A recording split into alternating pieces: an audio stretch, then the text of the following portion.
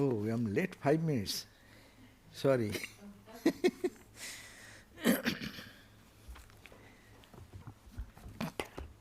Om Vasudeva Shutam Devam Kamsa Chanuramardanam Devaki Paramanandam Krishnam Vande Jagadgurum. Om Shanti, Shanti, Shantihi.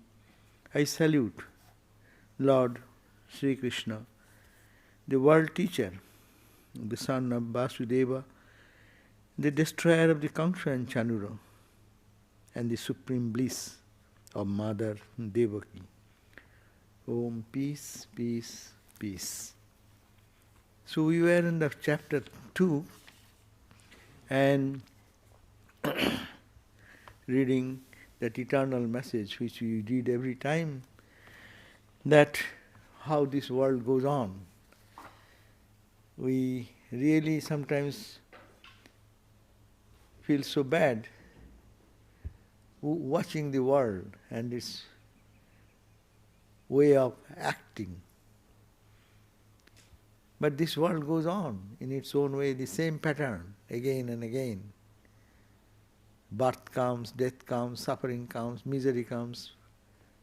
And one day it goes away, it comes, it goes. Nothing remains steady, nothing remains permanent. But still we are overwhelmed with the moment when we are in facing that particular challenge. That becomes very, how much reason we put, how much intellectual understanding we keep, but our mind cannot overcome those adversaries. So Arjuna was in that great adversary, and then he was confronted with this question, what is going on? I don't want to do anything with this, no? And then birth and death and this and that are but spontaneous things. We cannot stop anyone. Someone will die for some reason and someone will die for the other reason. The body will be old, it will suffer. Either one will have some kidney failure, someone will have heart failure, someone will have some brain stroke, someone will have something or other. So, this is the play of the world, this is the way the world works. So, here we started that verse with the Sankho Yoga, and Bhagavan Krishna was giving us the idea that this materialistic standpoint, of course, if we think in spiritual essence, that everything is name and form, Atman is the only reality. But look at the physical sense, in the materialistic sense, there also he said, we should not grieve for things, we should not be worried about things, we should not be anxious to think what will happen, what will not. Let it happen. It will happen. If it is to happen, it will happen. If you had to face that. At that point, we will take action, whatever is doing. And then rest of the time we can dance and sing. But to say that is very easy, but to follow that is very difficult. We die before our death. We cry before our real cry. No, many times. That's why it is said that there is a song. Say day and night that we will not die before our real death. And be bold, that's the point. Life gives that, Vedanta gives us this boldness, that is the beauty of Vedanta. Not to cry and weep only, but it gives, yes, realistically, yes, it happens. Accident happened, car accident has happened. Something physical, someone is facing deep trouble. Yes, true. But face it and smile. Otherwise cry only, cry. There is no benefit in crying only. So, that's I said, Atachainam, we have read this verse 26 and 27. Just I'm touching that point. If you think, O Arjuna, you conceive that Atman has given to constant births and deaths, even then you should not feel sorrow, no? Yes, Atman is there, but this Jivatman, this individual body, it has this birth, It has its growth, it has its decay, it will die. So, you should not grieve. It is a natural phenomena of life. Look at that nature. What is there undying and unborn? If it is the born, jatasya, hi dhruvo mrityu. Mrityu, death is certain, sure. As birth, you cannot say, I am born, I will not die. But that cannot be. Birth means death. And every second we are dying, that's a finer analysis will tell us. Every second we are dying. We don't recognize that. This, what you call the 10 past 5 and 11 past 5. We have already dead. One minute, so many things have changed and we are going to die. This slow death is happening. And we consider when a big change comes, that's why we say, oh, he's dead. No? So this is the idea, therefore you should not grieve. Then says, jatasya hi dhruvo mrityu. The same idea, death is certain, that which is born. Birth is certain of that which is dead. If something dies, it will reborn in another form. I say because even in the Panchabhuta, if they take the 5 elemental things, permutation and combination, the entire universe is nothing but the permutation and combination of the 5 elements. Air, water, fire, etc., etc. No? So, it is one way, it will be another way. So this is the change, is the phenomenon of life. Therefore, we should not lament. Therefore, what is inevitable, we should not lament. And this is also our day-to-day life, we can apply in our life. It is we think that it is a good story with Krishna and Arjuna. We are just third party listening. But if we apply into our life, we really, everyday life is that.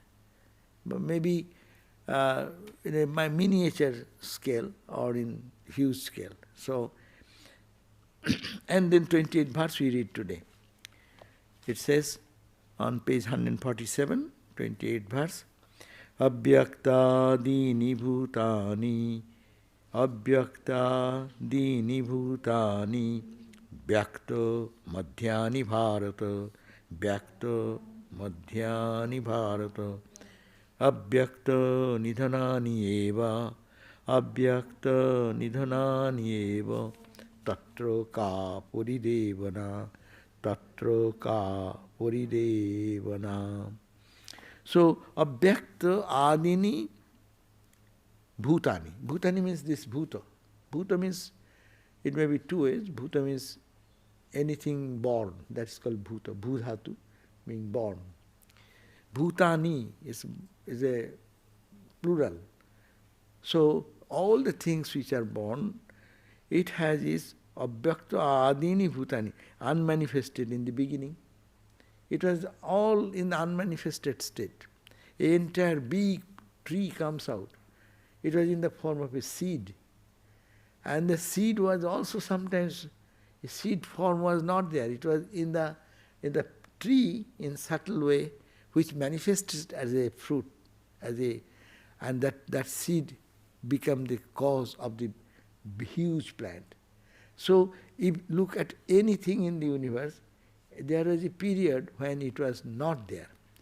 There is a logical language. It's called the prak abhav.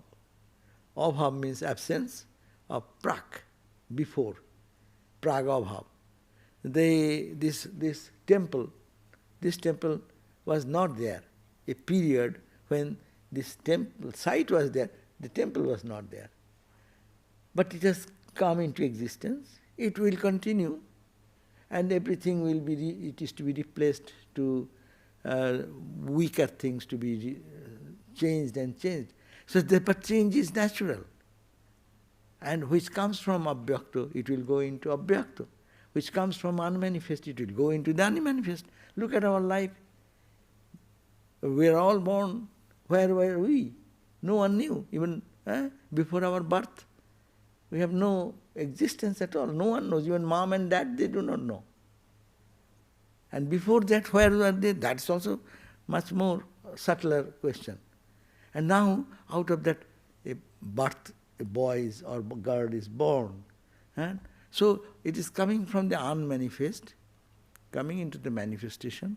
Naturally, it will lead into the unmanifest state again. The logic tells that. If it is a beginning, must have an end. If it is a starting point, it has an end point. So that is the theory of relative existence.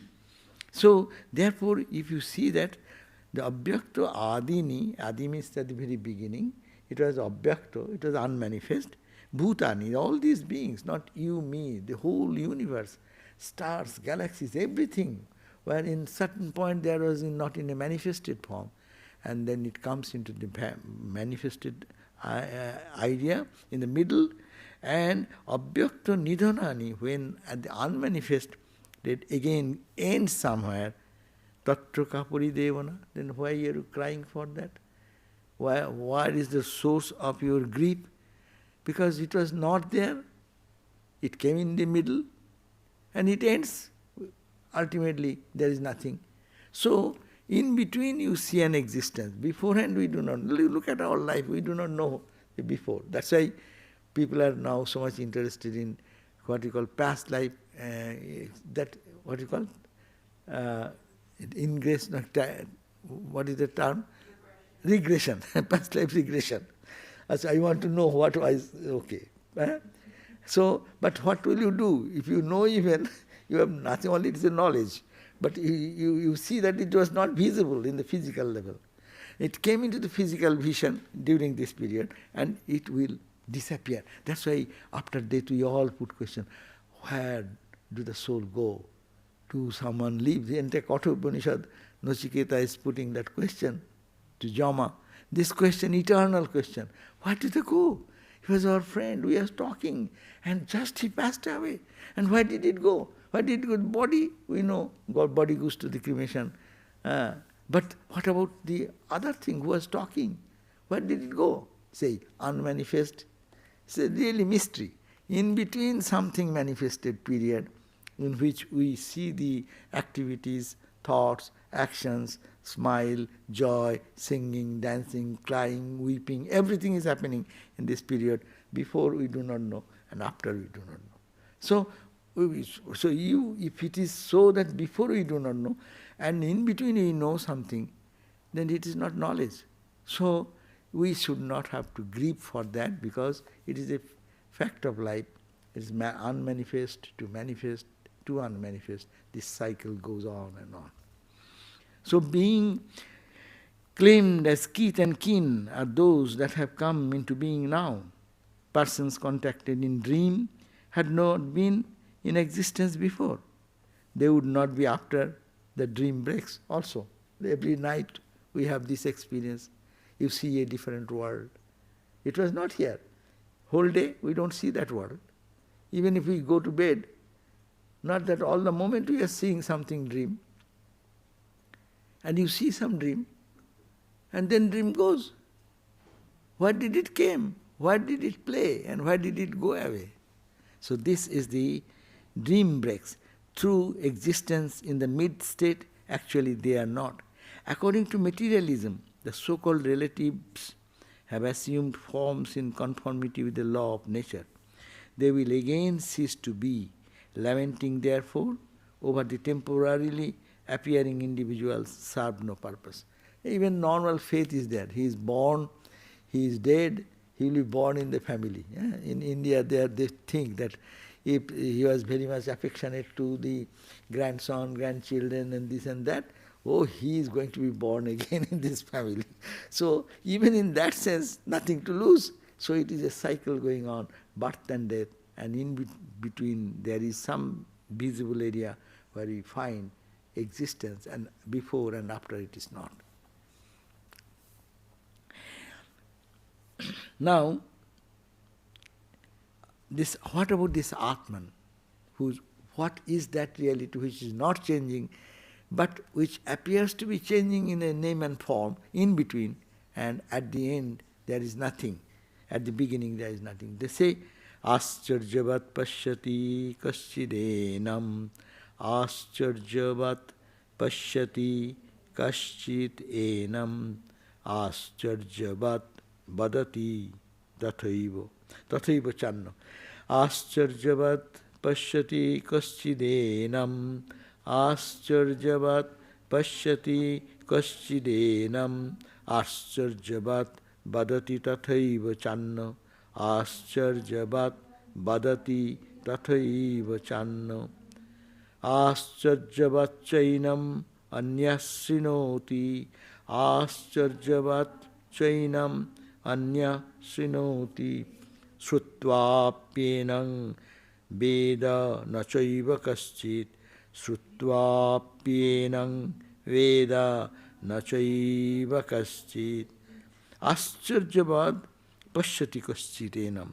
Some people, it is a wonder. Some look at it as wonder.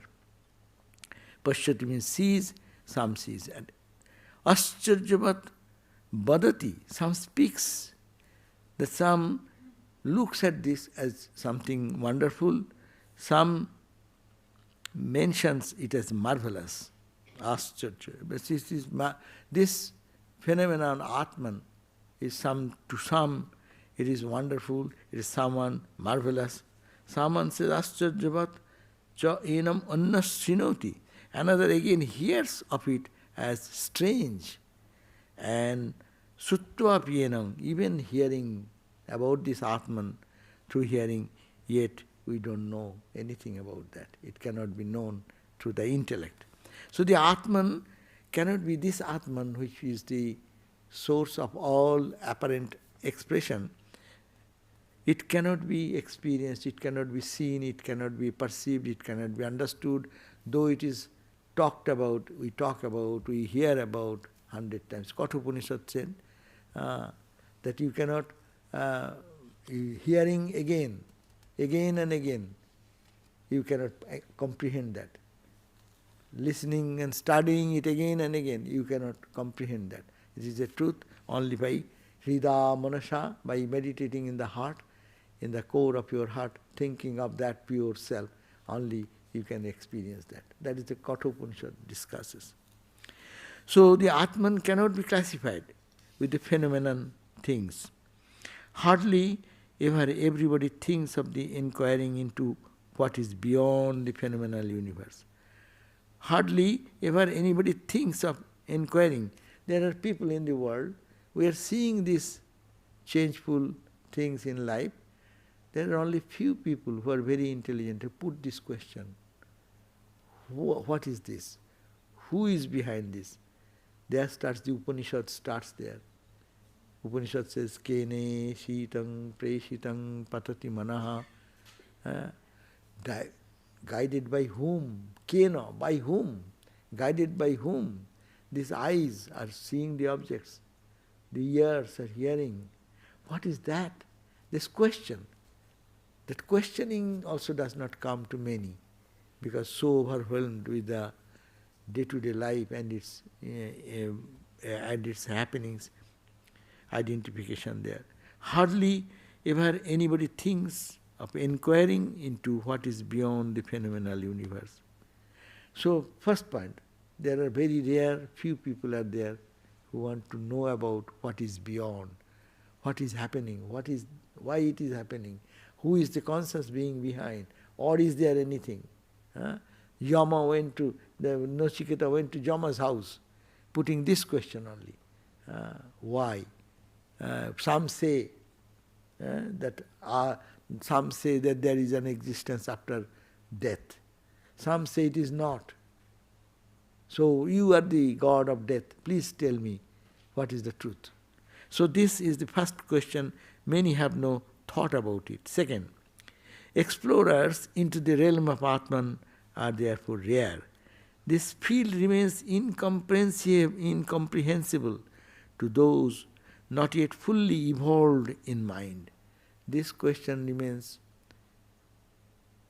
to those who have not mentally developed.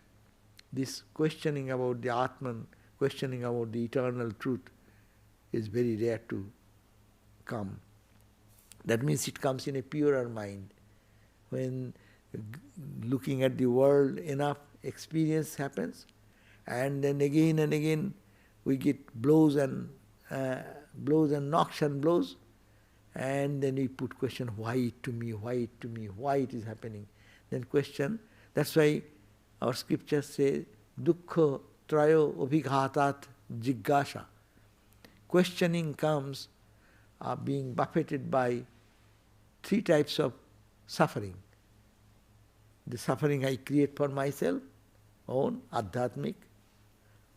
Suffering created by other elements, other animals, people, any other object, any other created being.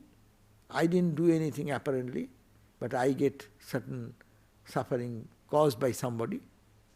Or no man or woman has done anything, or any human being, or I have not done anything, but sudden natural devastation, say earthquake, flood, tsunami, all these things. So these three types of suffering, whenever we get blows from these types of experiences, then question comes, why me? Why am I suffering? What did I do? I don't do anything. So that why it is happening, that why question comes, and then they explore the truth. So that needs a little maturity of life, and that needs little purification of the heart, and knowing the world apparently as it is. It may be very interesting to see it, sometimes getting overwhelmed with it. We can sing and dance with it, but that is a state of morbidity. But when you wake up, that is the question comes, and then comes the reality to understand, yes, there is something. And then you go to holy people, then you go to temple, then you go to church, then you go to read something. So that is an awakening call for in each soul. So this field remains incomprehensible to those who are not yet fully evolved in mind. Light passes imperfectly through tainted and heterogeneous glass. Even so, matters pertaining to Atman remains hazy to the imperfected mind. So the imperfected mind, this question will be remaining hazy. Even people talk about God 100 times, they will not catch it. It will not resonate in the heart of that person. That there is ultimate one truth, one reality behind, and that is the guiding force. This type of thought will not appeal to a person whose mind is not little clear and pure. One feels amazed, fancying that he has grasped it either while meditating or while inquiring into it. So, two ways, either meditating on the depth of it, what is this, there must be some conscious entity behind, or by reasonably understanding, looking at the world, phenomenal world, and it's looking at the changes, then one thinks of some unchanging background. It is but natural for one to be wonderstruck while reading, hearing, or reflecting on the Atman.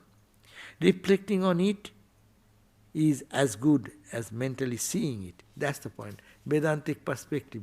Vedanta says, Sravana, Manana, and Nididhasana. This Atman is to be first listened, to be heard. We read the Upanishad, we read the Bhagavad Gita, this. It is to hear about the Atman. There is some reality. It is to be first listened from authentic people. Authentic people is Christ, Buddha, Rama, Krishna. They are authentic people, or the saints of the world who have experienced the truth. They say with such conviction, and that listening to them first, then comes the clarity of the mind. Conviction comes gradually, again and again, hearing. That's why hearing, Vedantic way of understanding is first to listen. And it's called listen, not hearing means, listen word is a better word, because hearing means it comes this way and goes this way. But listening means with attention, and to dive deep into the essence of the discussion. So reflecting on it is as good as mentally seeing it. So through all these apperceptions, the Atman remains but partially comprehended or not comprehended at all. Mind is the screen that hides its views. So mind is the screen. So that's why Shravana is repeated listening. It does act on our mind. Our mind is so confused. Right type of argument, if it is given to the mind, mind learns to see things in proper way. And then after some time, it grasps the reality, glimpses of reality. And then with deeper analysis, deeper thinking, the truth reveals. That's why Vedanta does not sit, they don't subscribe this idea of meditating. Meditation, they are always rationally thinking day and night that everything is impermanent and only permanent thing is that. And doing that, mind becomes so clean and clear and sharp that it reveals the truth what is within. So that should be practiced. And mind is the screen that hides its views. And mind is the thing which can clear or clarify also. Ramakrishna said, the same mind, mano eva karanam bandhamakshaya. In the Ramayana, Vasishta Ramayana, Vasishta Dev talks to Rama. Mana eva, mind is only the cause of bondage and mind is the cause of liberation. Which mind is bondage? Which associates with the objects of the senses and thinks that they are eternal. That mind creates bondage. And that mind which thinks that is all temporary, this is all the play of ignorance, and that there is one truth which does not change, that conviction comes by this repeated analysis. That's called Shuddha Man. Ramakrishna said, Shuddha Man, pure mind, Shuddha Buddhi, pure understanding, intellect, and pure ego. Ak, they are one. That means when the mind becomes pure, automatic, chitta becomes pure. You know, technical term is chitta. Yoga, in the Patanjali's yoga philosophy, we hear the word chitta.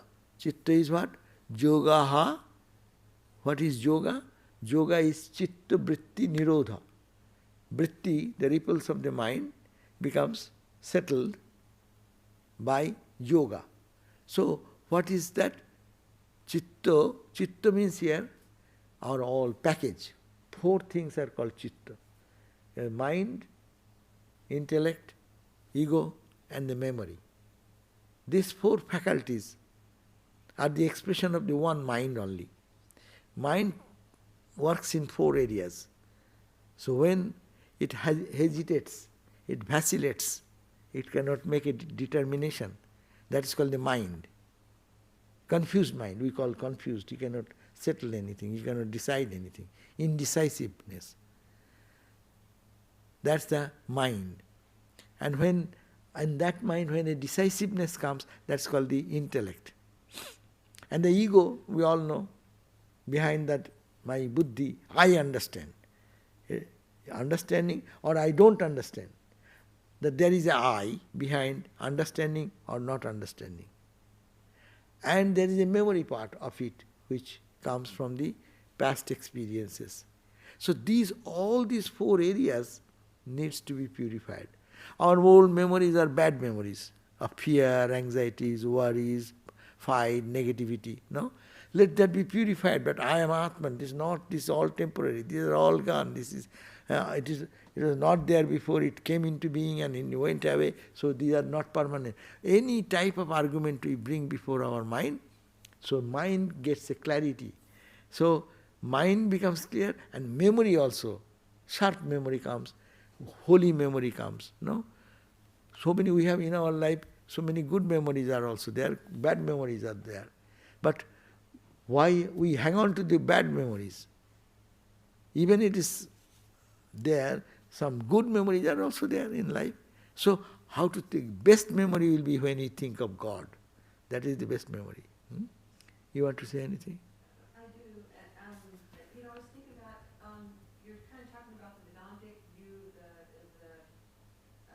Shravana Manana and the Vyasana. pure mind and pure Atman are the same thing. So when you think about it in a non-dualistic way, could someone who is on more of the non-dual path, would that be considering yourself as pure Atman, and the mind is actually unreal per se, or it's to be witnessed? So do two philosophies if we mix together, then that will be...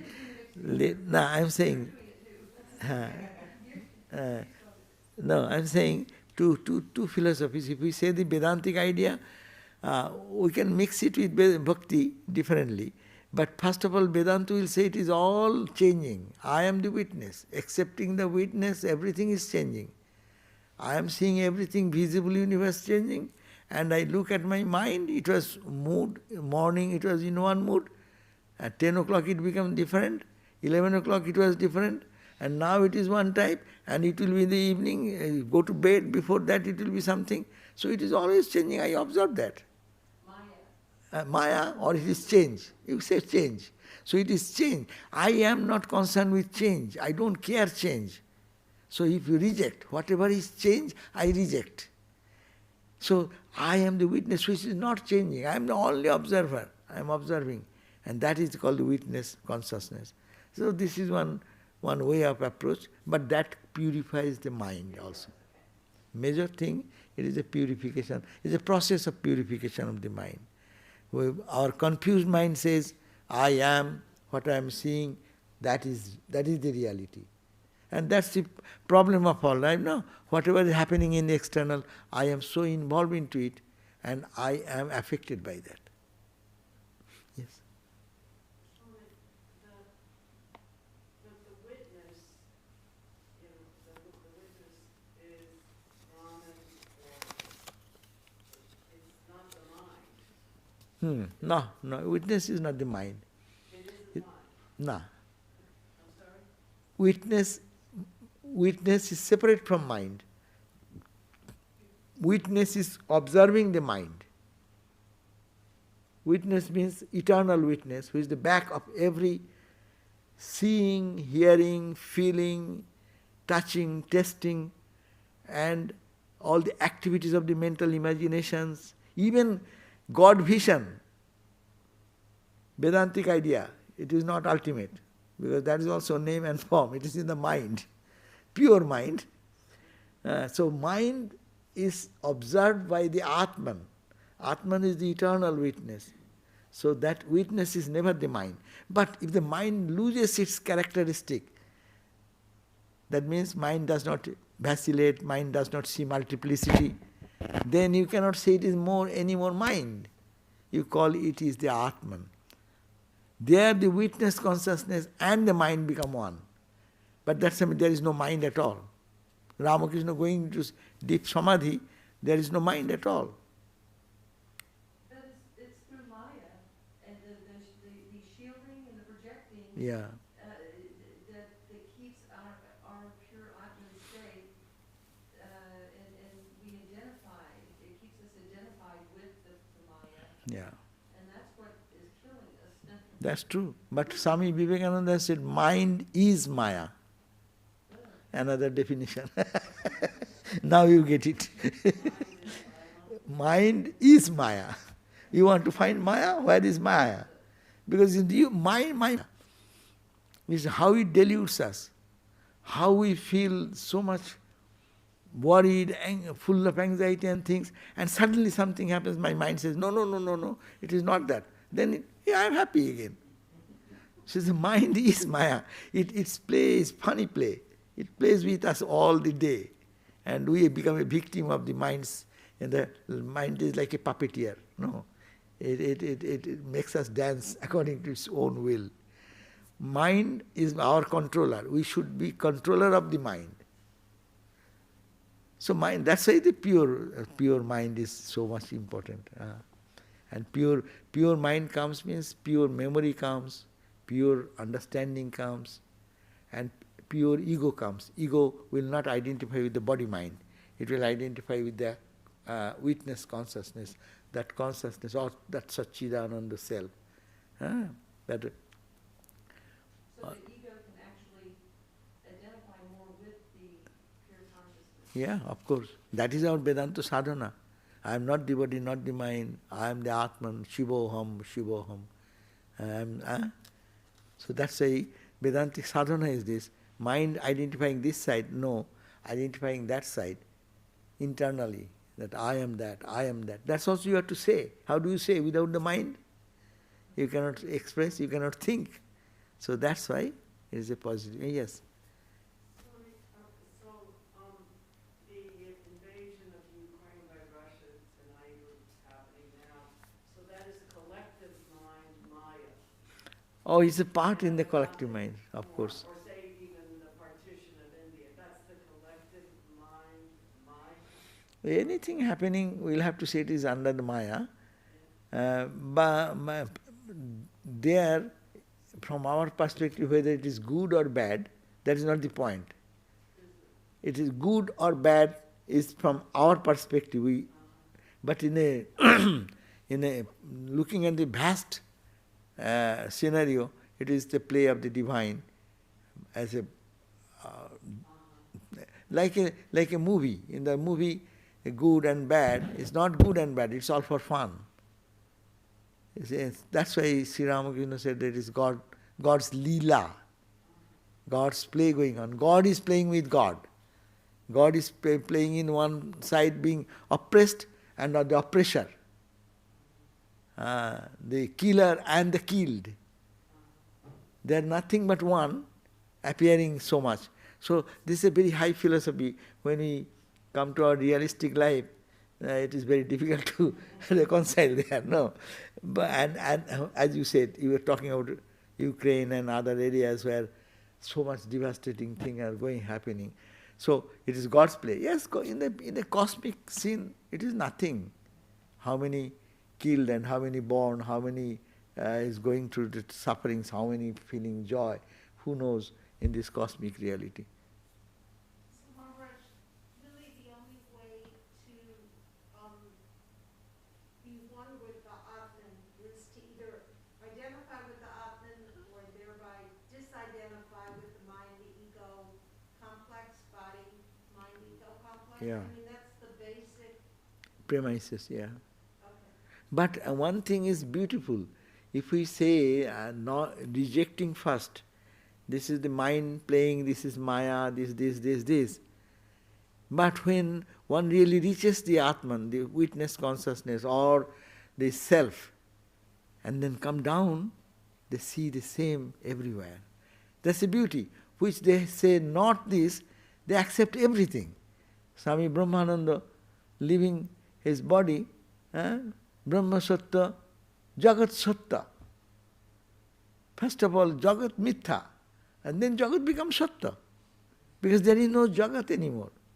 That mind which was showing the difference, it is pure, it is impure, it is good, it is holy, unholy, that mind itself is become purified and it sees through only one reality, that is the mindless state, that Brahman everywhere, or Atman everywhere, God everywhere. Yes. You mentioned at one point pure memory. What exactly is pure memory? Oh, pure memory means actually who we are. We are by our very birth Atman. We are very birth Satchidananda Sarupa, Chidananda Rupa. That is my real memory. Like the story, the prince actually lost his head and he came out of the palace someday and like a beggar moving around and begging food for, he has lost that he is the king of the country. The memory will come back, means I am the king, I am not the beggar. In this life we are begging everything, little love, little money, little affection, little protection, as if I am a helpless guy. Memory will come back that I am Atman. The whole universe is working by my will. I am the master of everything. That is the coming back to our memory. Nastos, as a Gita ends, no? Nastos meti, Praнаstoste Dhananjaya. There is last question, Arjuna. was asked by Bhagavan that last verse, verse number 72, that Krishna puts this question to Arjuna. Says, Kaschidetat sutang partha taika grayama chetasa kaschidaggyana sammoha pranastaste dhananjaya. O Dhananjaya, O Arjuna, Kaschidetat sutang. I have told 700 verses. Have you heard, listen, all this? And you have, with attentive mind, did you hear all this? And then, Ajnana Sammoha, this ignorance, which has created a mesmerizing effect on you, pranasta, is destroyed. And response for Arjuna comes, this is called spiritual life. Smriti, memory. He says, Nasta moha smritir labdha.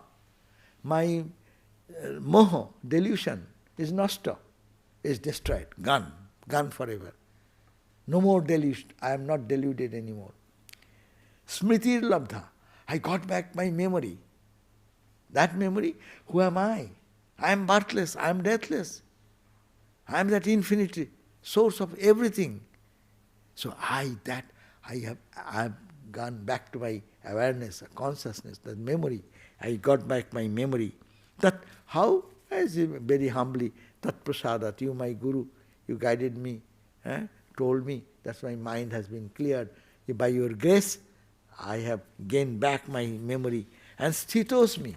I am now established. Sthita, I am established. Gata sandeha, no more any doubt.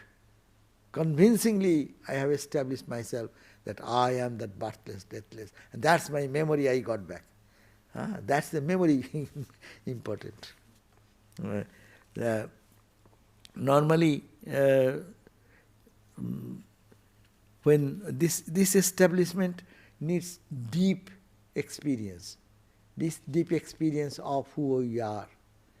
Only intellectually we can go on thinking. But intellectually, if we move, that is a help, great help.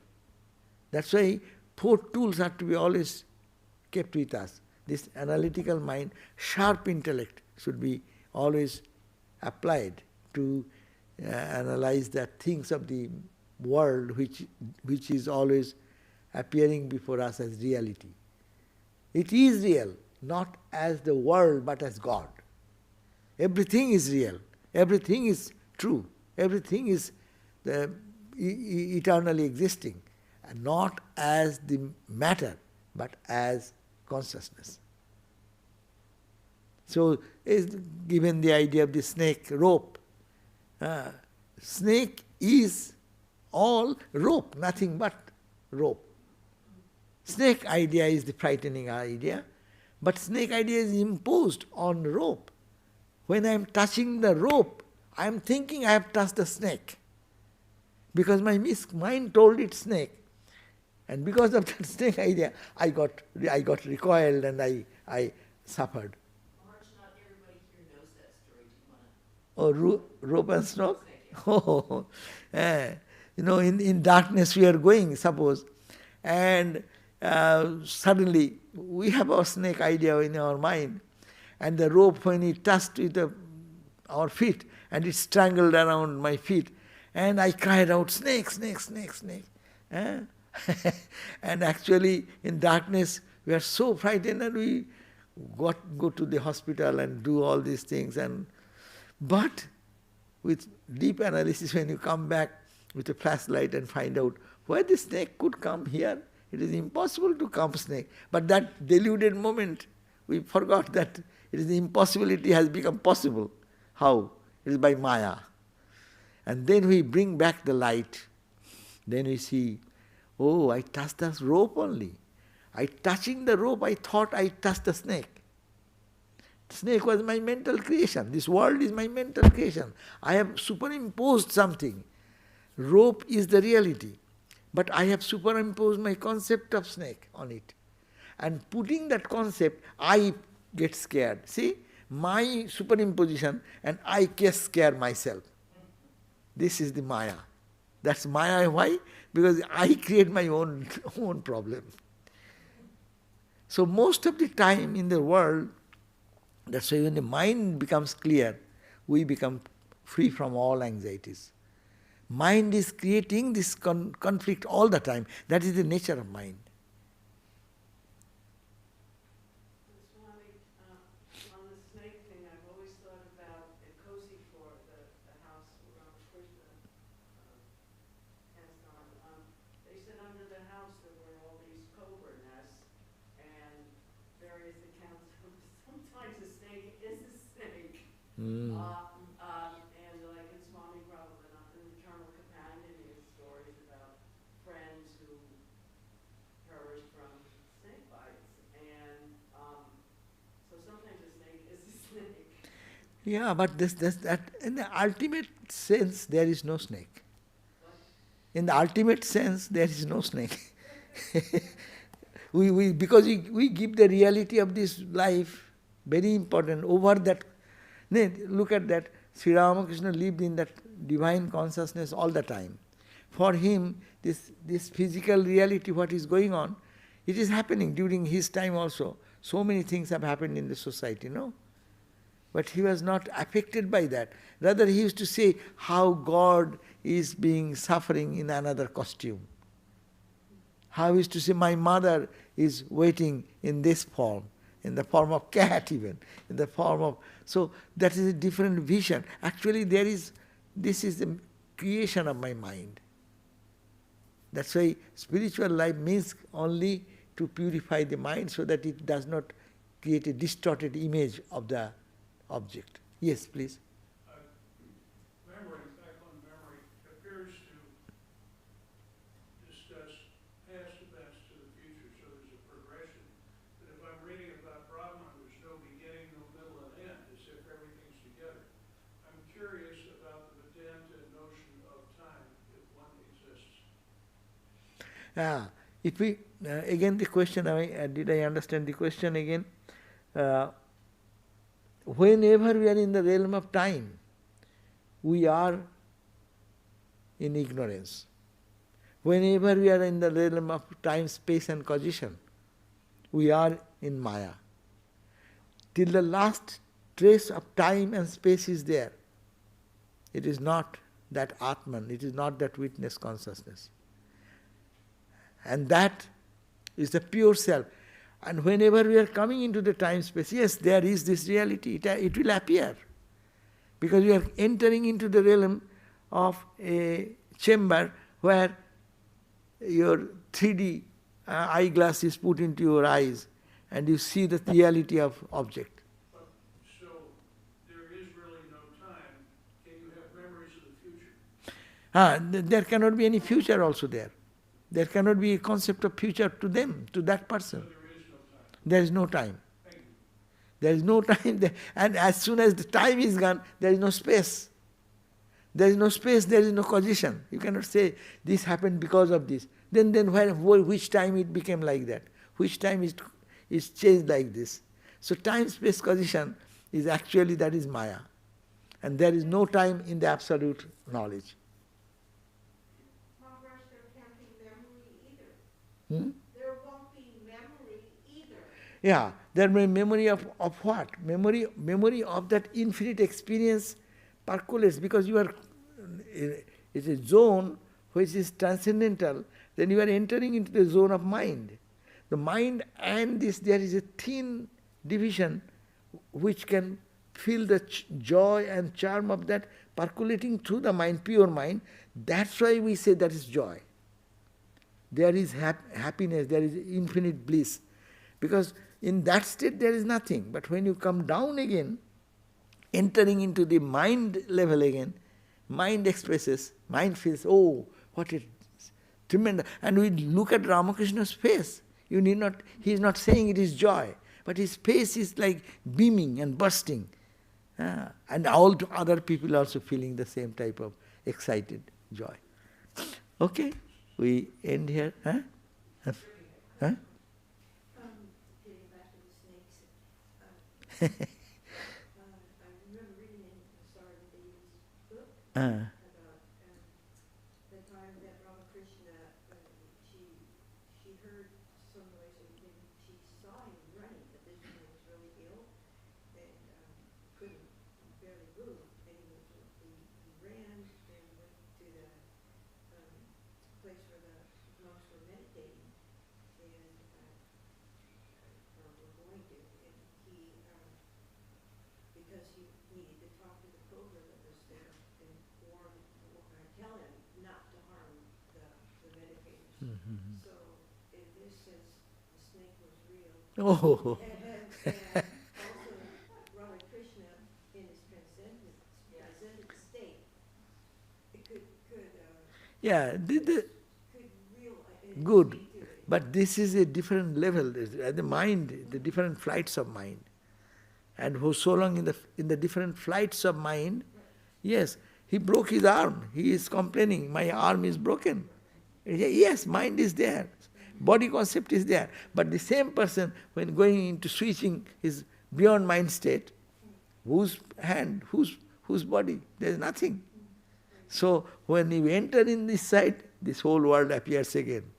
But not the same way like us, ignorantly we are seeing the world. It is full of joy, full of bliss. It's a fun, God's play. Om Shanti, Shanti, Shanti, Harihi Om Tat Sat, Sri Ramakrishna Arpanamastu.